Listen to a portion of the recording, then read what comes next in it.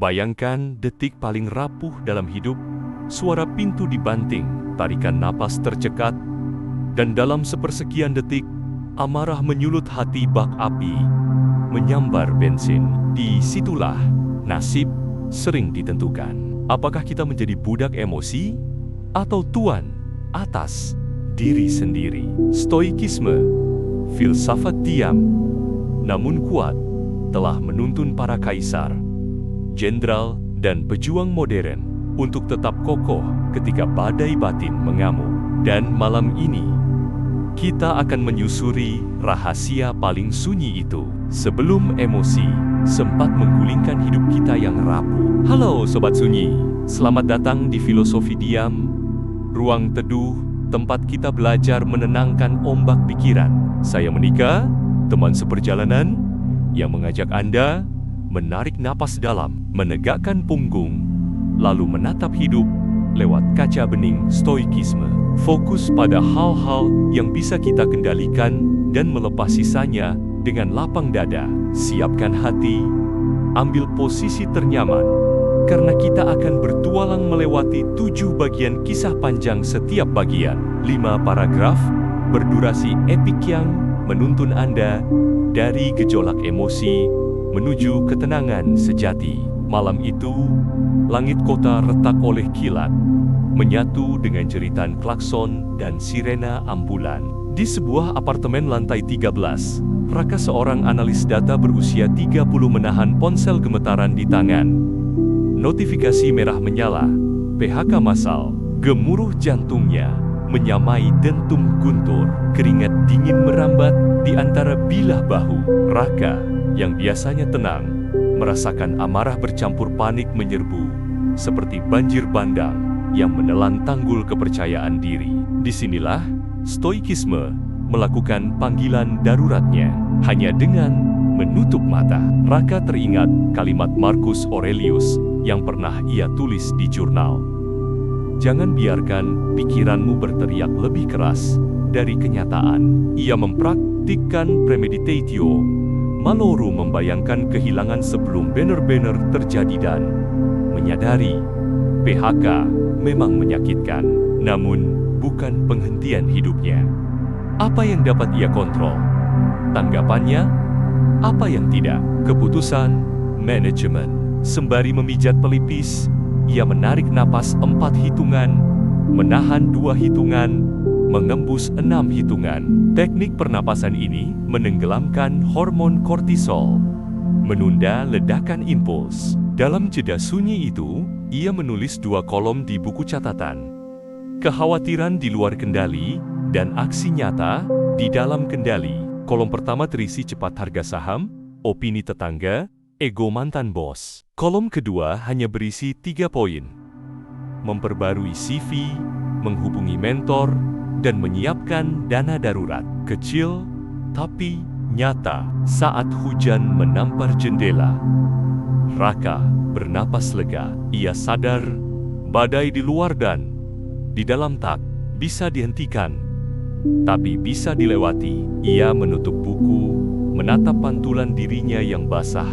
Air mata bercampur embun kaca, lalu berbisik, "Ini ujian, bukan vonis." Sebuah keputusan kecil, tetapi disitulah filosofi diam memulai revolusi. Keesokan paginya, Raka bangun tanpa alarm, menyeduh kopi pahit tanpa gula seperti kenyataan. Ia membaca Encardian Epictetus. Sebelum membuka surel, setiap kalimat tentang kebebasan batin menjadi perisai dari rasa gagal. Ia belum mendapat pekerjaan, tapi telah mendapat sesuatu yang lebih langka. Ketargetaan emosi, petir telah menyambar, namun ia berdiri, berterima kasih pada badai yang membakar kesombongannya dan menempa ketenangan baru. 2 minggu berlalu. Raka menjejak trotoar kota sambil mengenakan setelan lusuh menuju wawancara kerja ketiga. Setiap langkah disertai gema pikiran negatif. Bagaimana kalau ditolak lagi? Apa aku payah? Suara-suara itu menempel bak lintah. Di lampu merah, ia berhenti. Alih-alih menggulir ponsel, ia menego pikirannya sendiri. Dalam stoikisme, ini disebut inner citadel, benteng batin, tempat rasionalitas bertakhta. Ia bertanya ke dalam, apakah penolakan hari ini merenggut kualitas moralku? Jawabannya, tidak. Apakah harga diriku ditentukan oleh baik buruknya wawancara? Tidak. Dengan logika kering, ia memisahkan peristiwa dan penilaian. Kegagalan hanyalah data. Rasa malu adalah interpretasi. Ia mengulang mantra Epiktetos. Bukan peristiwa yang menyengsarakan manusia, melainkan penilaian mereka tentang peristiwa itu. Lampu hijau menyala. Ia melangkah. Namun dada terasa ringan seakan beban tasnya berkurang separuh. Setibanya di lobi gedung kaca, Raka duduk di sofa, menarik jurnal saku, dan menuliskan view from above. Ia membayangkan dirinya dari ketinggian stratosfer. Gedung itu tak lebih besar dari titik debu, dan kekhawatirannya bahkan lebih kecil. Perspektif kosmik itu memotong gangguan ego. Wawancara berlangsung. Pewawancara bertanya sinis, mengapa kami harus percaya pada seseorang yang baru saja di PHK? Raka tersenyum lembut, menjeda 2 detik senjata stoik untuk mengelola reaksi. Karena saya sudah diuji kehilangan dan tahu cara tetap fokus, jawabnya. Ia tidak menjual kesempurnaan, ia menjual ketahanan. Di ujung ruangan, pewawancara lain mengangguk ekspresi yang sulit ditebak. Tetapi Raka tak lagi peduli apakah itu tanda terkesan atau bosan. Sore hari, di halte bus, Raka menerima surel. Maaf, kami memilih kandidat lain. Ia mendesah panjang, tapi bukan kecewa melainkan syukur atas kesempatan berlatih kebajikan. Sabar, ia mengetik ucapan terima kasih profesional, lalu menutup ponsel. Stoikisme bukan jaminan sukses instan, melainkan keterampilan memaknai kegagalan sebagai batu loncatan. Angin menampar wajahnya, tapi arah angin batinnya telah berubah. Dari angin ribut pesimisme menjadi sepoi yang mendorong maju. Minggu keempat tanpa pekerjaan. Tabungan makin menipis. Ayahnya masuk rumah sakit karena komplikasi diabetes. Dunia seperti menjatuhkan semua batu sekaligus ke pundak Raka. Ia terduduk di bangku taman kota, memandang anak-anak berlari sambil tertawa kontras dengan hidupnya yang terasa seperti kuburan. Mengapa hidup tidak adil? Tanya batinnya. Tapi stoikisme tak menawarkan belas kasihan. Ia menawarkan kejelasan. Ia membuka kembali Meditations milik Marcus Aurelius. Ada satu kutipan yang menonjol.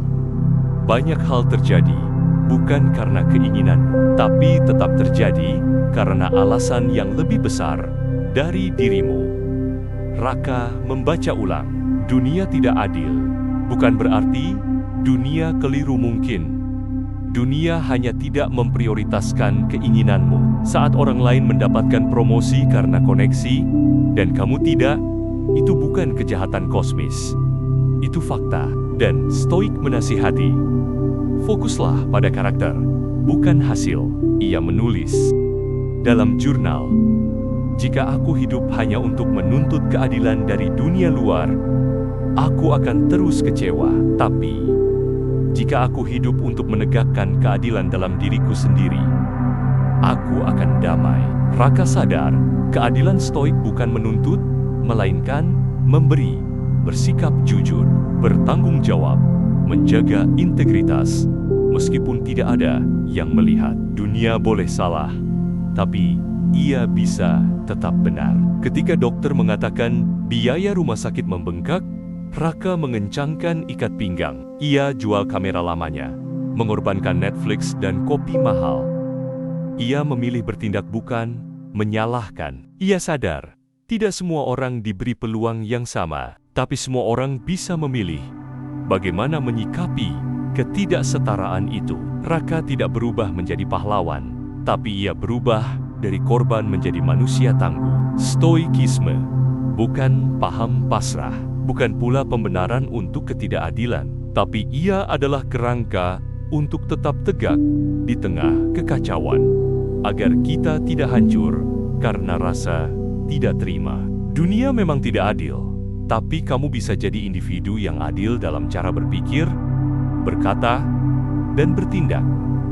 Dan kadang itu lebih dari cukup. Sore itu, Raka membuka notifikasi media sosial, dan seperti menusuk luka yang belum sembuh, mantan kekasihnya bertunangan. Ia mematung, tangan gemetar, dada sesak. Ia pernah membayangkan masa depan bersama perempuan itu, tapi ditinggalkan saat hidupnya runtuh. Rasanya seperti dikhianati semesta, tapi dalam stoikisme, cinta tidak boleh menjadi rantai. Cinta sejati adalah kebajikan, bukan transaksi. Epiktetos pernah berkata, "Jangan katakan tentang kekasihmu, aku kehilangannya, tetapi katakan, ia telah dikembalikan." Raka mengulang kalimat itu pelan. Ia mengubah sudut pandang, kekasihnya bukan miliknya. Tidak pernah hanya titipan momen, dan saat waktunya usai, ia dikembalikan kepada semesta dan bukan itu berarti ia dicuri. Tapi memang hanya dipinjamkan sementara. Raka menulis surat yang tidak pernah ia kirim. Dalam surat itu ia tidak menuntut penjelasan, tidak memohon balikan, tidak memaki. Ia menulis, "Aku berharap kau bahagia, dan aku berterima kasih karena pernah membuatku tertawa, sekalipun hanya sebentar." Kalimat sederhana yang menunjukkan pemutusan keterikatan emosional, tapi bukan penghilangan kasih. Ia menutup surat, membakarnya perlahan di balkon, membiarkan abu beterbangan. Itu bukan sihir, itu tindakan simbolik stoik. Melepas keinginan untuk mengubah yang tak bisa diubah. Bukan berarti tidak sakit, tapi berarti tidak membiarkan rasa sakit itu menguasai hidupnya. Cinta versi stoik bukan berarti tidak merasa. Justru merasa dengan kesadaran penuh bahwa semua bisa berubah sewaktu-waktu, dan itu tidak membuat cinta kurang berarti. Justru karena singkat dan rapuh, cinta jadi berharga. Raka belajar mencintai bukan untuk memiliki, tapi untuk memberi. Dan jika dia tidak kembali, maka biarkan dia pergi dengan doa yang tidak menggugat takdir. Pagi itu, rumah sakit sunyi. Ayah Raka menghembuskan napas terakhir. Tak ada teriakan, tak ada drama, hanya hening yang mengguncang lebih keras dari gemuruh apapun. Raka berdiri di sisi ranjang, menatap wajah damai ayahnya, lalu membisikkan terima kasih. "Pak." Air mata jatuh, tapi bukan tangisan histeris. Itu air mata kesadaran. Stoikisme memperkenalkan memento mori. Ingatlah, engkau akan mati. Ini bukan pesan muram, melainkan pengingat bahwa semua akan pergi, bahwa tidak ada waktu untuk menyimpan dendam, bahwa kita harus mencintai orang saat mereka masih ada, karena kapanpun mereka bisa hilang. Raka tidak memukul tembok, ia tidak menyalahkan Tuhan. Ia hanya duduk di ruang jenazah, membuka jurnalnya, dan menulis, "Hari ini aku kehilangan ayahku, tapi juga hari ini aku menerima sepenuhnya bahwa hidup adalah pinjaman." Dalam stoikisme, kehilangan adalah kesempatan untuk mengasah kebajikan, tabah, sabar, dan ikhlas. Ia pulang dengan memeluk baju terakhir ayahnya, menaruhnya di kursi kerja, dan berkata dalam hati, "Ayah telah menyelesaikan perjalanannya. Sekarang, tugasku melanjutkan dengan kepala tegak." Duka tidak dihindari. Ia dihadapi, tapi tidak diizinkan menjadi monster. Duka adalah pintu, dan di balik pintu itu adalah kebijaksanaan. Hari itu, Raka menjadi pria yang utuh, bukan karena tidak kehilangan, tapi karena tahu cara kehilangan dengan martabat. Scroll demi scroll, Timeline media sosial penuh dengan pencapaian palsu. Foto liburan, unboxing mobil, kata-kata motivasi dari orang yang tidak mengenal kesulitan. Di tengah itu semua, Raka terdiam. Ia belum bekerja, belum bisa membeli apapun, belum punya konten untuk dibanggakan. Ia merasa tertinggal, tapi stoikisme menampar wajahnya pelan. Mengapa kamu berlari dalam lomba yang bukan milikmu? Seneca menulis, banyak orang tampaknya hidup untuk dilihat, bukan untuk hidup. Dunia merayakan yang terlihat, jumlah follower, like, properti. Tapi dalam stoikisme, yang dirayakan adalah karakter hal-hal yang tidak bisa dipamerkan di kamera. Ketekunan saat tidak dilihat, kesabaran saat tidak dihargai, dan kejujuran ketika tidak akan ada yang tahu. Raka berhenti membuka media sosial. Ia menggantinya dengan buku harian kebajikan. Setiap malam, ia mencatat 3 hal. 1 kesalahan hari ini, 1 pelajaran, dan 1 nilai diri yang ingin diperbaiki. Di sana ia tidak menulis punya uang atau punya rumah, tapi menulis, hari ini aku tidak marah ketika dipotong antrean. Hal remeh bagi dunia luar, tapi itu kemenangan jiwa. Ia juga mulai membaca ulang hidup orang-orang besar stoik. Cato yang berjalan tanpa sepatu di tengah senator kaya hanya untuk menguji dirinya, menolak godaan status. Cleanthes yang mencuci piring untuk hidup tapi menulis puisi tentang langit malam. Raka sadar, orang paling dalam biasanya paling diam. Ketenangan bukan hasil dari kekayaan, tapi dari keputusan untuk tidak membandingkan diri dengan orang lain. Hari itu, Raka menulis, aku tak butuh validasi dari orang asing. Yang aku butuh adalah konsistensi terhadap prinsip. Dunia boleh bersorak pada kilau, tapi stoik akan terus berjalan dalam senyap. Dan mungkin dalam senyap itu ada kebahagiaan yang jauh lebih murni. 1,5 bulan berlalu, Raka menerima panggilan dari startup kecil. Bukan raksasa korporasi seperti sebelumnya. Gajinya lebih rendah, tapi ruang kerja tenang dan atasan menghargai integritas. Ia menerima tanpa keraguan. Tidak ada pesta, tidak ada unggahan story, hanya secangkir kopi, sepasang tangan yang menepuk meja, dan senyum kecil yang berarti, aku berhasil melewati badai. Epictetus berkata, ketika kamu bertahan dalam rasa sakit tanpa mengeluh, ketika kamu sabar tanpa harus dipuji, ketika kamu menolong tanpa ingin dibalas saat, itulah kamu menang. Raka telah menang, bukan karena ia punya jabatan, tapi karena ia bisa memilih ketenangan daripada ego. Ia mengunjungi makam ayahnya, meletakkan setangkai mawar putih. Di sana, di bawah langit senja, ia mengucapkan, Pak, aku nggak sempurna, tapi aku nggak tumbang. Ia tidak menangis, ia hanya memejam. Dan untuk pertama kalinya dalam hidupnya, batinnya tidak lagi berisik. Menang dalam stoikisme tidak butuh panggung. Ia hadir dalam wujud, tidak membalas saat diremehkan, tetap bekerja saat tidak ada yang mendukung, tetap sabar saat hati ingin mengamuk. Raka berjalan pulang dari pemakaman dengan langkah ringan, bukan karena masalah selesai, tapi karena ia tidak lagi menjadi budak emosi.